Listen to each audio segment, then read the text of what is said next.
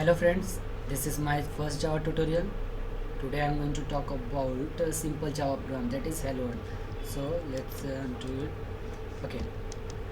So before writing any Java program, you need to know that everything in Java should be in a class, because if it is in a class, then it is secure. So first let's declare class, and the second thing is that class name should be same as your file name. That is, I declared file name as hello world.java, so class name should also be hello world, because JVM can easily interpret it.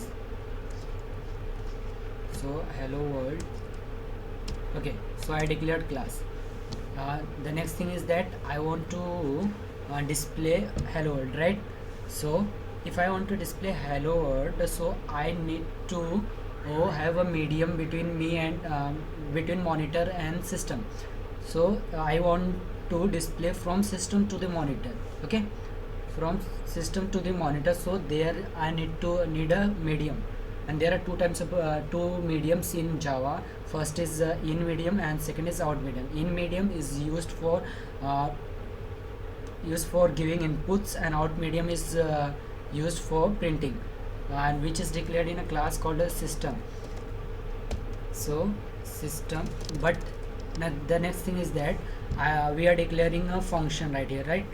So everything in Java, whenever the JVM calls, it will search for main method, and it is declared main method is important, because how if a main method will not be there, then how will JVM know where to start? So there is a predefined protocol that main method should already always be there in a single class. So we'll have a main method from where JVM will start searching. Next thing is that let's write public. We are declaring this method, that is function, public, because JVM is out. JVM is not in a Java environment, and it will run this main method. So it needs access. So for that access, I have to declare this as public. Next is static. I declared this method as static, because I don't when I declare method as static, then there need not to invoke object, need not to create objects to access that method, because if every time the main method is executed by JVM and JVM will create object, then uh, it will take more memory. So Java has created such that it takes less memory. So we declare this as a static, so that every time Java needs JVM wants to invoke this method, it can directly invoke it. Doesn't need to create objects for them. Next is void, because this method is never going to return anything, so we declare is a void. And next is main. Main is the name, predefined name, because JVM only searches for main, which is a predefined protocol. String args. Next you will ask why I declared parameters as string args. Okay, because in Java everything that it accepts as a string, and then it converts it in integer, floats, and etc., and other formats, but it always accepts everything in as a string.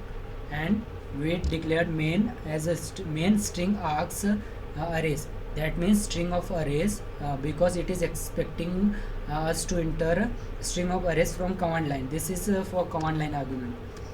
Next, this is done. Next, we want to print hello world, right? So I told you that we need medium to print.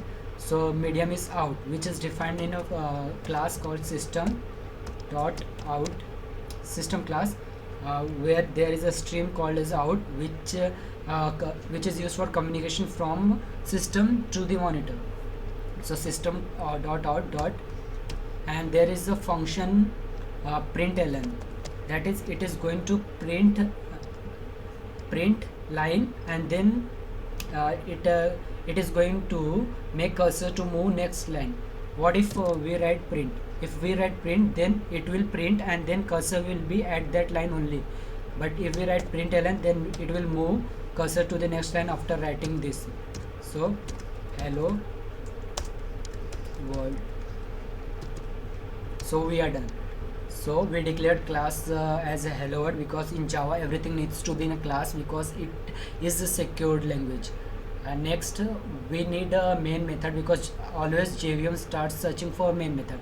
So but JVM is not in a Java environment, so we need to declare this method as public so that JVM can easily access so that JVM will have access to this method. Next we declared it as static, because we don't want JVM to create objects every time whenever it calls main method. And next is void, because this method is not going to return anything to the JVM. Whenever JVM calls, it will only execute contents of this, and it is not going to return anything. Next, this is named as main, because it is predefined name protocol, which because JVM search for this only. And next it takes as arguments a string args, because it expects us to enter a string of arguments into from command line. Next we are done with the declaration of a method. Then we are doing a printing function. For printing we need a stream, which is out stream, which is defined in a system class. So we write system.out.println, and then we write the string which we wants to display. Okay, so we are done. Let's run it. Okay, we are there. It's done. Hello world, right? Thank you guys. Thank you. That's it for today.